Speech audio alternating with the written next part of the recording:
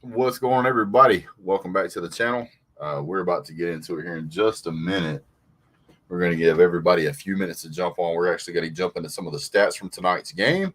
We're going to talk about what we saw, what we thought, how we did, how they did, and kind of how we got to where we ended up at the end of the game. So, I'm going to give everybody a few more minutes here to clean the old glasses real quick. Man, it was not a barn burner. That is for sure. Happy New Year, sir. We got that going on in about 45 minutes. We're going to have us a brief post-game show here. Pastor Dave said they did nothing, and they did it exceptionally well, sir. Fine with that.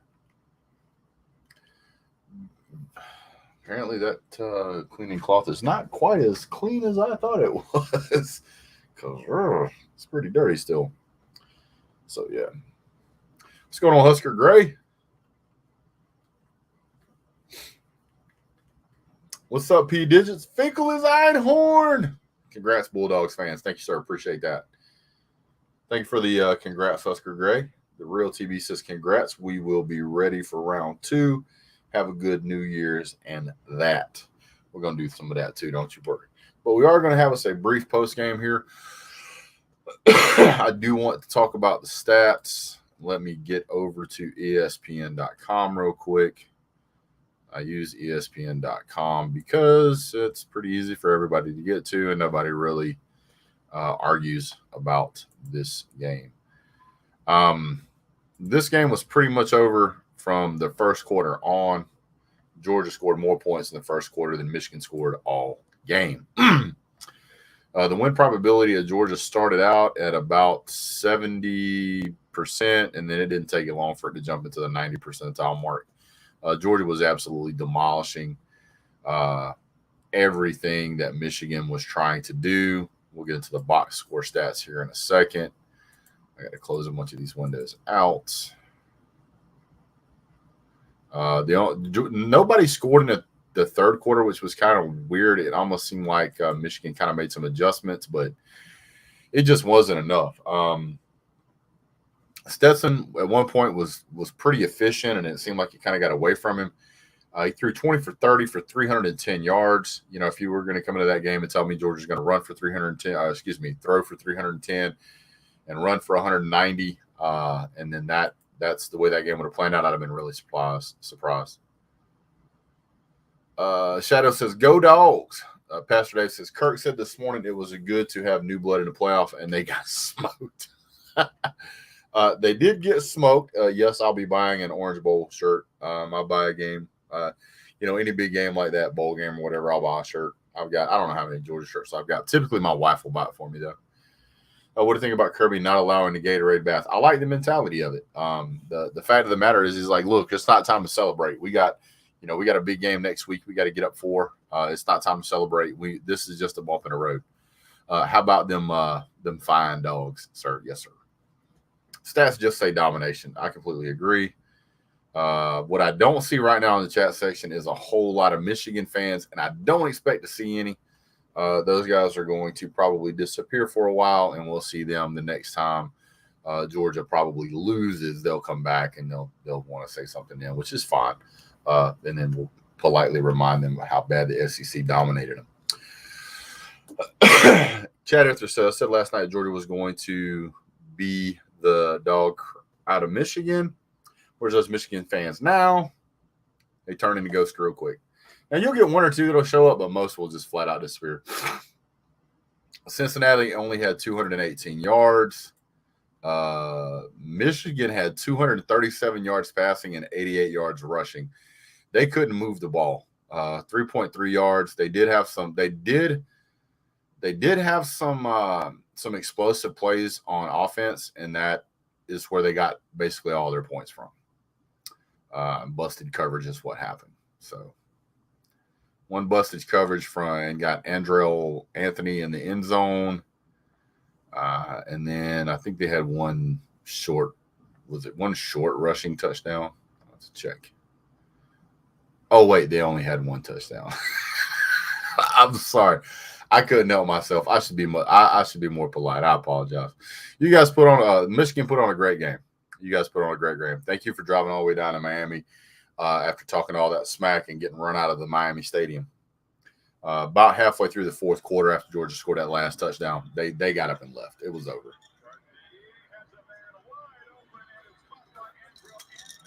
The only way to beat Georgia is your receivers have to show up. Absolutely. One of the things I will point out, I thought they were way too happy to score that touchdown there at the end of the game. 11 points. Congratulations. You scored 2 more points than every other team throughout the entire season. Michigan O-line was not prepared. It's not that they weren't prepared. They were just outclassed. I mean, you got a lot more talent on Georgia. And unfortunately, regardless of how you want to look at it, they were outcoached. They were outcoached. They were not prepared. I do think that there was a lot of pass interference calls against both teams that should have been called that were not called. They let them play. But if you're going to call those targeting calls like you called them, you need to be calling the pass interference calls. You just do. James Cook had a pretty good game. James Cook went for 32 yards rushing, but he went for 109 yards receiving. Our number one receiver was James Cook. Man, he had a great game. 4 guys, Brock Bowers, Jermaine Burton, Adonai Mitchell, and James Cook all had receiving touchdowns. So hats off to those guys. I think we missed 2 field goals. No, we missed 1 field goal. Jack Podlesny missed 1 field goal. It could have been 37. They made 2 field goals and 1 field goal and 1 PAT. Not PAT. They went for 2 T's. They were in the end zone so rare. It's hard for me to remember. Yeah. Brother BKL says, "What's up, Big Dog Brad? I'm glad for my dogs. What's your opinion next week against Bama? Part 2. Also, Happy New Year." Same to you, sir. A lot to say. Where is Pickens? That is a great question. George Pickens had 1 catch for 9 yards. I don't know why he's not playing. So, I mean, he's been out for a month, 2 months, 10 months. I don't know.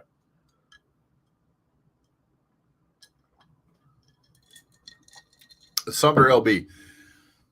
Part of that is that as far as him scolding Stetson, he's always teaching. He's always coaching. Coaches always coach. Teachers always teach. And that was one of those things that he gave the whole thing. He gave the whole thing apparently to Stetson at that point. He was like, all right, figure it out. And or maybe Kirby told him to do it and he didn't do it. And by the time he figured it out, it was too late. So I think Bennett hit his ceiling tonight. He showed out. He may have hit his ceiling tonight, but if he can play like that all the time, that's pretty solid. Defense came back tonight, showed up, played well. Sorry, but I don't see Pickens making a difference with no quarterback. Considering, let me put it to you this way, considering that Michigan has 2 of the best cornerbacks in all of college football, and Georgia turned him into a non-factor with Stetson Bennett throwing for over 300 yards, it's hard to say that. He averaged 10.3 yards a catch and 3 touchdowns and no interceptions. If you do your job that well and the defense does their job, whether it's Pickens or not, it don't matter. When are they going to learn that when Cook lines up at wide receiver, the ball is going to be thrown to him? Hopefully never. Hopefully never. Brett, one more chance. Can't wait. Go Dogs. Fishing with Noodle. I almost said with the Noodle, but that would have been weird. Kirby coached under Saban. He is going to cuss folks. Well, that happens. I think he picks the wrong time to scold Stetson. I don't. I think it was the perfect time. I think the best time to scold somebody is whenever they're making the mistake.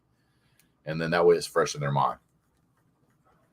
Getting flashbacks to Bama beating us deep with that last touchdown they got. Yeah, I saw that one pass that was like that. I felt the same way. I was like, I've seen this before. How about this? Natty time. Natty time. It's time to go to the Natty, baby. It's time to go to the Natty. So SEC proved again dominance. This is the second time they've had 2 SEC teams since the college football playoff has been around. 2 SEC teams in the national championships, which means 2 SEC teams had to get through the best teams of other conferences, proving the best conference is the SEC. Hate it, like it, doesn't matter, is what it is. Go Dogs. Go SEC. See you in Indy. Indeed. Natty, baby. That's right. But, I mean, this game was I'm sure Alabama will show up with a good game plan. There's no doubt. But I mean, this game start to finish was Georgia's. Georgia dominated this game. I mean, at time of possession, we'll look at team stats. So let's look at team stats real quick. Zamir White didn't have a game-breaking game. He 12 carries for 54 yards. It's kind of meh. James Cook had 4 receptions for 112 yards. That's outstanding. Total yards by Georgia, 521 yards. 0 turnovers. They played clean football on that aspect. Georgia, time of possession, 34 minutes and 10 seconds to Michigan's 25-45. Georgia had 21 first downs. Michigan had 16. Penalties were actually a little more heavily against Georgia. 5 penalties for 70 yards. Michigan had 4 penalties for 30 yards, even though they probably should have had somewhere around 11 or 12 counting the pass interference, and they would have been negative yards pretty much on the night if they'd actually called those. That's just my opinion. Georgia ran the ball 35 times. Michigan only 27. Georgia rushed the ball 8 more times than Michigan and had double the yards, 190 to 91. Yards per pass. Georgia had 10.7. Michigan had 6.6. This was a strength versus strength competition, and Georgia did what it does and stopped the rush. They rushed for 3.4. Georgia rushed for 5.4. So Georgia was more dominant in the pass game and the rush game. We absolutely handled it as far as the turnover margins go, 3-0. No turnovers for Georgia, 3 turnovers for Michigan. Georgia was better on third down efficiency. They were north of right at 60%, somewhere in there. Georgia's fourth down efficiency, 1 for 1. Michigan was 0 for 3. Third down efficiency for Michigan was less than 50%, a little better than 50%, 8 for 15. Georgia had 21 first downs. Michigan had 16. Completions, 21 to 31. And ready for this, 18 to 36, a 50% completion margin. Apparently, Georgia has cleaned up its defense as far as the secondary a little bit. But again, McLemore is not Bryce Young. So, yeah, there's that. So at the end of the day, Georgia came out, played well. Georgia's a bad team. Georgia's a terrible team. Barely escaped that game. No reason for Georgia to have won that game the way they did. That it's complete SEC biased. So yeah, no. Now I am hyped up because we won the game, and there was a lot of fans out there that was trash talking. So that's for them. I got to give them their little piece of the pie back. Here's your crow. Enjoy it. Now that having been said, Michigan's a good football team. They played sound football tonight. They were out there playing well. Georgia made some mistakes at time, but Michigan just couldn't seem to capitalize on those mistakes. Anytime you have a game where you have 3 or 4 turnovers, it's really hard to be competitive. Georgia's defense was playing lights out. They were tuned up and keyed up for the run. Nakobe Dean had Haskins' number written on his helmet. Anytime you saw Haskins in motion, Nakobe Dean was on the fast track to stop that. If that's the case, when you're spying a guy that hard and you got a guy like Nakobe Dean, it's really, really difficult to move the ball. And happy birthday to you at midnight, Chiquita. Happy New Year to all of those out there that's still awake and going to celebrate. So can Georgia win it all? Can Kirby be smart? He can. We can. They can. So we'll see what happens. Hope you know Georgia gets a ring for winning the Orange Bowl. Yes, and we also have one for the Rose Bowl as well, sir. Redemption at the Natty. Yes, sir. That would be nice. Now everybody loves Stetson again. Laughing out loud. Not me. How many revenges will Georgia need? As many as it takes. As many as it takes. I figured, and a lot of people figured that Georgia was going to be in a national championship. I think that it showed tonight that even though you let a Power 5 school in, they were completely outclassed. And even though you let a Big Ten champion in to a one-loss SEC team, that they still were pretty far from where the SEC is. Rematch time, no matter what happens, no damn excuses. Don't say, I don't know what the rest of it means. Kirby got 2 sugars, an orange, and a rose. Not need the natty. Yeah, we need the natty. I need the natty. I would trade all those games for a natty. Rick James, appreciate the $5 super chat, sir. I don't know if you just want to support the channel or if you just didn't get your thing typed in, man. But if you want to type it in there, we'll put it up on the screen. Jacob Ben Judah says, "Come on, Brett. You know you want to say it. Go." Oh, I'm not about to get into no politics, sir. Not getting that. You almost got me. That's why it was funny. I hate my two favorite teams are playing. No, you don't. If you're gonna have two favorite teams, you want to see those guys play in a big game together. That way, no matter who loses, you win. Don't say any stuff like everyone was getting over the flu or the QB on the field was the wrong one. As long as we don't have those problems, I won't say those things. They're not excuses. Excuses means that the game doesn't matter. An excuse when you go into school, you get an excuse. That means being excused doesn't matter, right? You did, Contreras, you did. But the loss matters. Obviously, it matters.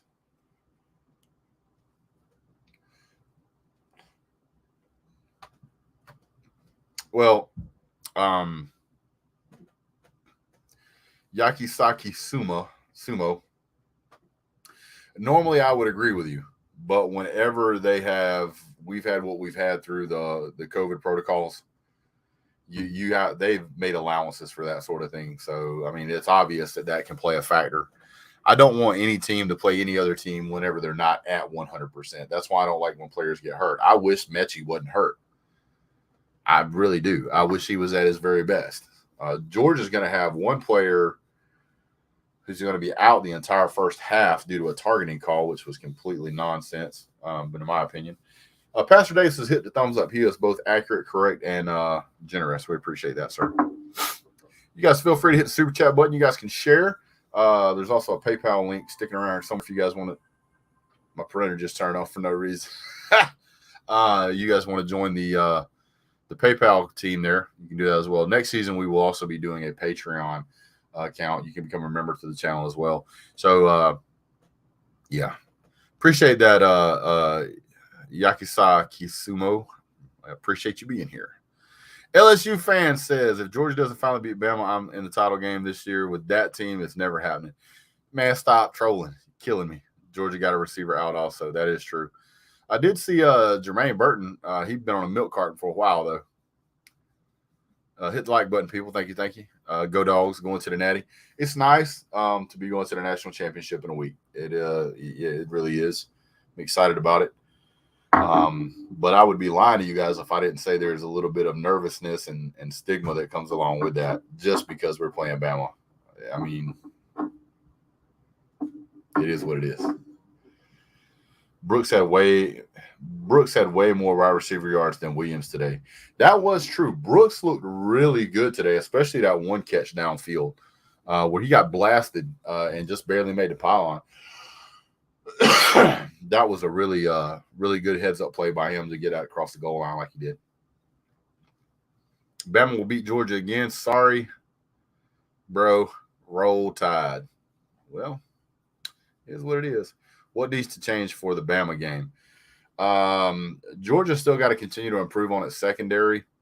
Georgia has got to find a way to consistently get the ball to its playmakers. I know we threw for 300-something yards tonight, but for me, Stetson Bennett, this was the game of his career, in my opinion. This is the best game he's ever thrown. This is the best game he's ever had.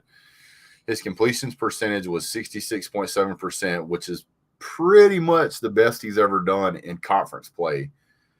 In non-conference play. And no, I got it backwards. Jeez, tired. So versus AP opponents, he throws for 64. Non-conference, he throws for 69.6. In December, I guess that's December, 60.4%. He averaged his next to highest average ever.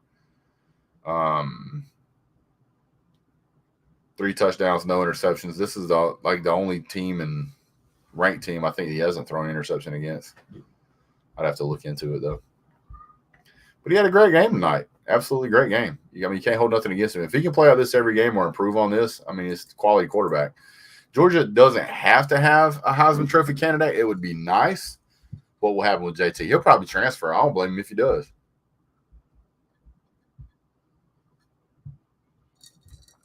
Cincinnati ran 3.35. I said that the whole time. I was like, Alabama's just going to run the ball. Y'all were killing them with the run. Killing them. They couldn't stop it. That whole first drive, Alabama was like, we're going to run the ball right up the gut, and there's nothing you're going to do about it. You broke their soul on the first drive, in my opinion. Scotty Lutz, hold on, hold the phone, shut her down, start it up again. He says, Gators fan here, hate to say it, but congrats to your team on advancing to the national championship. Hats off to you, sir. One of the few Florida fans I like.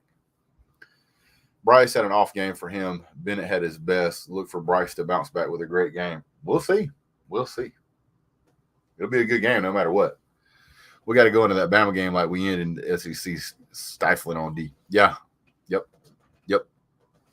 Georgia D came out and looked pretty good tonight. Really did. There were numerous 3-and-outs. Georgia was Brandon Robinson, 204 yards rushing. Absolutely insane.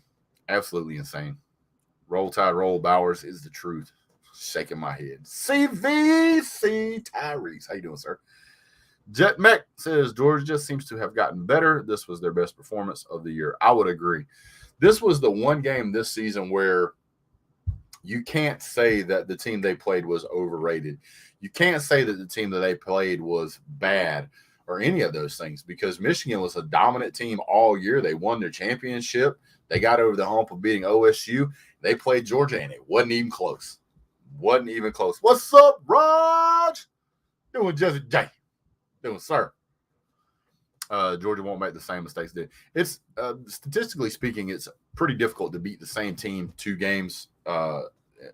Beat the same team twice in the same season. Beat the same team twice in the same season. Yeah, that's what it said. Roll Tide, big dog. Should be a great rematch. Congratulations. Thank you. Same to you guys, sir. Hats off to the Alabama fans and the Alabama football team and their coaching staff for putting themselves back in the netty again. Chase Harvey says, for the love of God, I hope we figure out our problem on getting beat deep. If they go into that game beating us deep, that's a fat loss, possibly. Cincinnati got exposed for all we knew them to be. Cincinnati really did get beat badly. Both of these games were 21-plus point margins. And, I mean, it just, there's not a whole lot you can say. Michigan loses by 23. Cincinnati loses by 21. Both of those teams combined didn't break 20 points. Just not good. Ooh, Eric Odom said, I won 1,000 on Georgia tonight. I would have been more impressed if you'd have said that with an impressive super chat. But, hey, I'm just saying. You're going to brag on how much money you got and leave me hanging. Good night. Well, you see how they treat me. You see how they treat me. What's up, Jennifer Barty? See you again, big dog. Hope the best team wins. Indeed. The SEC top is better than the Big Ten top. No doubt about it. Congrats on a beatdown from a Bama fan. Thank you, sir. I appreciate that. Good thing Michigan had McCarty, huh? Oh, and Hutchinson. Did Hutchinson even get a tackle tonight? Woo! UGA needs to do what LSU did. Send the house on Bryce Young. Give him time to throw, and you won't have to worry about the secondary as much. Don't give him time to throw. I agree. There were times tonight whenever Bryce Young, when they could get pressure on him, that he did make some bad throws trying to get rid of the ball. But I think that's any quarterback. I think Joe Burrow is probably the only quarterback I've seen in 5 or 6 years that even under pressure, he is such a consistent performer. I want to see a good, clean game. May the best team win. Respect, but roll tide. Appreciate that, Paul. No, I agree.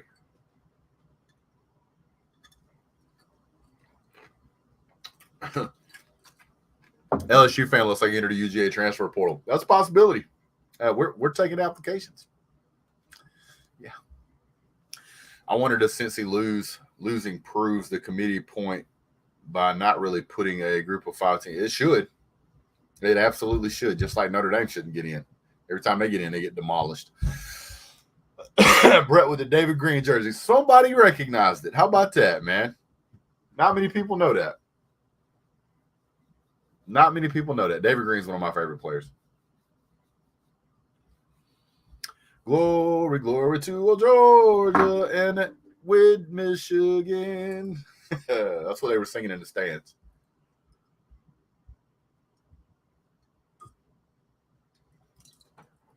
Michigan fans were oddly frustrated by the ice. Glad the game is not in Atlanta. Man, tell me about it. I'm so glad it's in Indianapolis. It's not here. Thank you, Lord, it's not here. Anyone know what the prices are going to be for tickets to the Natty? Might have to dip into the college fund. Could be worth it. Let me check for you. Let me check to see. Tickets to the National Championship 2021. Ooh, let's go to shopping. Ooh, Lord Jesus, it's a fire. Let's back it up. Let's go all. Buy and sell them on the Stub Hub. Ooh, oh, this is 2022. This is 2022. Oh, it is a 2022.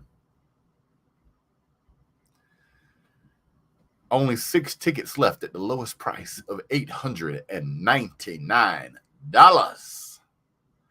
So if you hurry, you can get you one. There's 6 left. Woo. Sam Wright nailed it. Hobnailed it. Hobnail boot. The most common phrase heard in Michigan house was, what happened? This was a Georgia we've seen all season. This was a dominant performance. What's up, Vic 2? I didn't see you in here, brother. I'm sorry about that. It's 2021 for the next 19 minutes. It is. I'm fixing to jump off because I got fireworks to go light off with my kids and whatnot. 2 blowouts today. Is playoff extension necessary? Yes, because it makes the other bowl games more relevant. Who knew we had Joe Montana in the first half? Good job, Bennett. Yeah, what happened in the second half, though? I don't know. We scored 27 points in the first half and then stagnated in the second half. That scares me. Cincinnati deserved to get in, and they lost it, and it wasn't close. 13 of 16 semifinal games haven't been close. Several national championship games haven't been close. No one else can get in. I agree. I think if you're 13-0 at that point in the season, you probably should be in the championship, especially if nobody else – or not championship, the playoffs, especially if nobody else is undefeated. This proves Will Anderson should have been the Heisman instead of Hutchinson. I agree. Not a UGA or Bama fan, but I wonder if non-SEC fans think that the SEC is overrated. After watching today's 2 games, they shouldn't.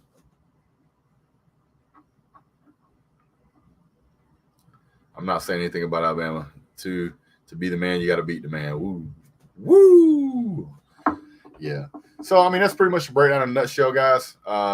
Yeah, overrated SEC has 2 teams in the title game. There you go, LSU fan. Hold on. Put that up there for you. Kevin Ron Harris says a great one, Georgia. Thank you, sir. I appreciate it. And this statement right here, LSU fan, is the exact sentiment of what all SEC fans should have been saying this year whenever Georgia and Alabama played in 2017. Here we are just a few years ago, a few more years down the road. Here we are doing it again. Yeah, so in reality, what does BDB think of Georgia's chances to win it all? I think it's a 50-50 chance. I mean, I really do. I think both teams have the capability. I think it really depends on which team shows up for both teams. If both teams show up at full power, it's going to be a nail biter. If both teams show up and play their worst games, it's going to be a nail biter. But if either team has an average game and the other team has a bad game, the average team's going to win. And in years past, it hasn't been that way. An average Alabama team in years past could beat most teams on a good day. Like, an average Alabama team in years past could beat Florida on their best day. But I don't think that's the way that's going to go this year. Georgia will get steamrolled for a second time. Maybe. But hey, Georgia, the only fans right now that don't want to swap places with Georgia fans are Alabama fans. And Alabama fans are used to playing in these big games. So you guys are going to talk trash about everybody. So it doesn't bother me. Happy 22K. That's what I'm going to call it. I'm going to call it the 22K. Be safe out there.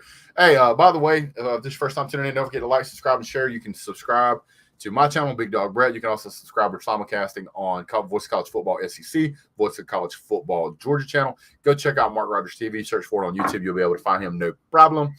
Great content over there. We'll be doing more on that stuff, more on that channel coming up. There was a lot of trash talk about Michigan fans about the bowl results. Going to tell them to cheer up because Purdue beat Tennessee. You do that. Georgia going to win because they are not going to eat the yummy rat poison. Kirby has to win this game.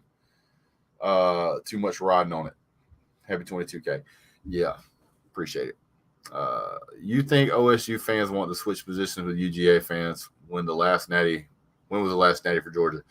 As of right now, yes, you guys wish you were Georgia because Georgia is clearly a better team than you are, even if you have 30 national championships in your pocket. Georgia not only won a playoff game, they're in the national championship game. Yeah, and they beat the team that beat you. So, you still have hope Kirby would change quarterback. Not at this point. I would not want him to change quarterbacks at this point. I would not want to see Stetson Bennett in the national championship game unless he has to. He's too rusty. It's been too long. Mark did pick Michigan. Yeah, well, that's what it is. All right, guys, I'm out. We really appreciate you guys. Don't forget to like, subscribe, share, stick around. We're going to do a whole lot more. Have a great day. God bless. Good job. Go Dogs.